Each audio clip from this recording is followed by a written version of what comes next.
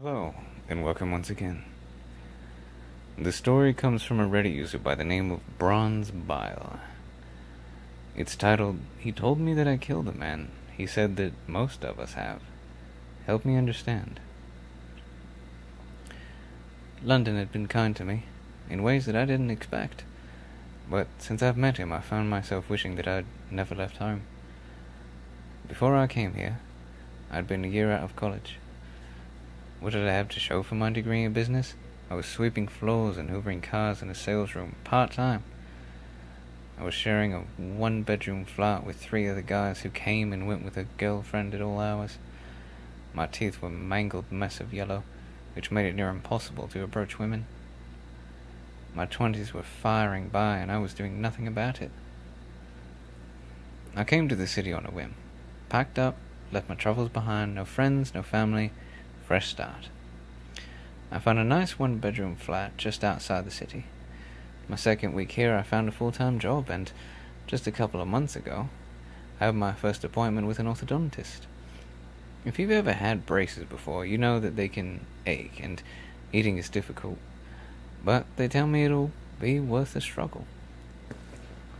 So to make my appointments every second Thursday, I've taken the underground train from my office job near Charing Cross to my orthodontist near Regent's Park. It's a 10-minute trip at most, but that's how I saw him for the first time.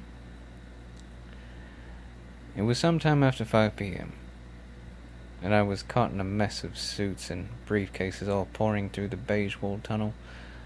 I'd made a point to avoid moments like this, but that particular weekend my appointment was late in the day. I hate to be caught in crowds, but sometimes you have to take a few on the chin. Somewhere amid that sea of souls, he grabbed my wrist. It stunned me, and I regret not shaking him off right away. No, instead I stopped, stood there, and just looked at him. He couldn't have been any older than 50. His long, grey, frizzy hair looked like it hadn't been washed in months. He wore a khaki green combat shirt and faded blue jeans. He had a piercing on his nose, and his eyes, I can't remember the colour, but they were the kind that looked straight through you. He had my wrist in his bony hand, and I was standing there like a puppet. As the people swerved around us, glancing back, but no one stopping, he shook my arm gently at first. I laughed it off, pulling away, but he pulled me back. His face changed then, his brows rising and his eyes focusing. "Murderer." He grinned, and somehow his teeth were worse than mine. "Yeah." He laughed and let me go. My face was burning. I was embarrassed, and why? Ugh. I watched him disappear into the crowd, saw his fist rise triumphantly inside the chaos, and then gone again. By the time I reached the platform, the train was just arriving, but I swear I'd heard his laugh again.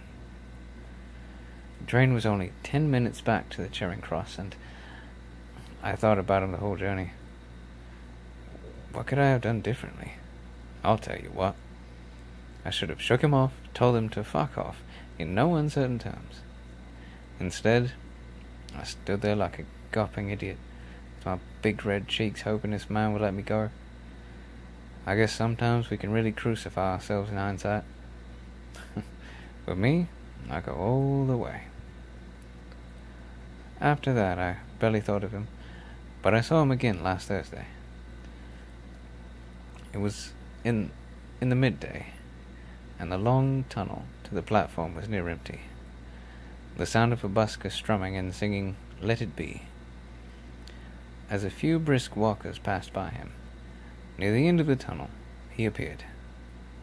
Head up, hair flowing, hands in pocket, and my heart sank. If he grabbed me again, would I know better this time? Or would all that bravado talk prove false in the end? From afar, I kept eye contact, and he had me in his sights for sure. Somewhere before I got to him, I lost my nerve and just read the movie posters plastered along the wall. That's when I heard the footsteps behind me. Heels clopping, to be precise. She hurried past me. holding her bag, a young lady. Her blonde hair tied back, long black skirt and white shirt. "Hello, darling," the man smiled. "Got a smoke, my love?" She stopped. She opened a bag and gave him a cigarette. He touched her hand. "You're a good soul." She smiled awkwardly, nodded, and then she was gone again.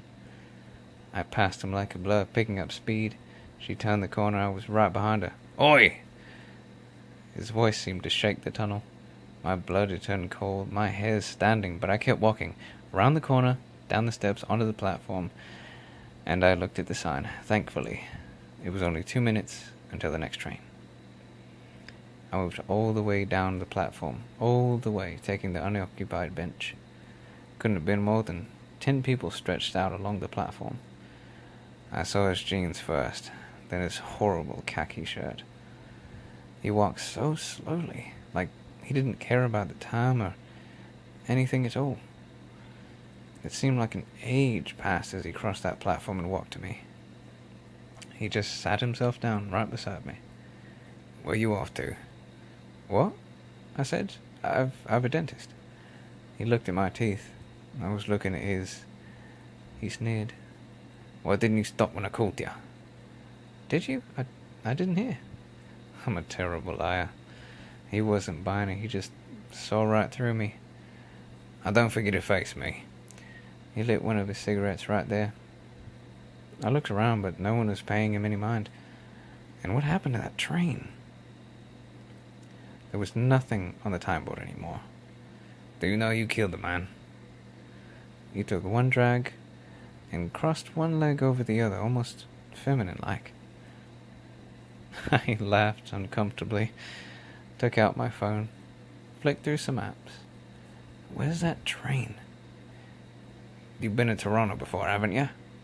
Yes, I replied, bristling. "A wild guess. I know quite a few people who've been there." He nodded. "Do you remember when you were rushing out the airport and you got to the coach stop and they were just pulling out? Your mate stopped the driver. You was putting your backpack on, you slung around, elbowed some bloke in the head. You remember that?" I squinted. I did.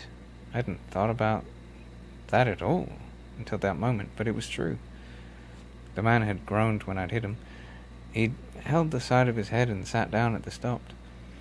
I muttered an apology, something feeble, before passing onto the coach just in time. I never looked back. That bloke went home, didn't answer nobody all weekend. They found him Monday night. He was wrapped around his blankets on the floor, arse naked, limp cock, blood out of his nose. He stubbed out a cigarette on the bench. "Brain hemorrhage." If I could have seen myself, I would guess that I'd turned white. My mind was working. No, I couldn't have killed him. I hadn't hit him that hard. I was sure of it then. I was certain. It was just an elbow. One hit. A cruel joke, this man. He'd been there with me somehow. At that bus stop, that's how he'd remembered me, surely. Somehow, in his crazy head, he'd pulled out this memory when he passed me in the tunnel. Got another one for you. That you did too. If I see you again." "There's your train." He was right. I got up and scrambled to the door. "Most people have 2 or 3. They don't even know." He saluted me, raised his fist in the air yet again, and then took off, back down the platform, up those steps, and then gone.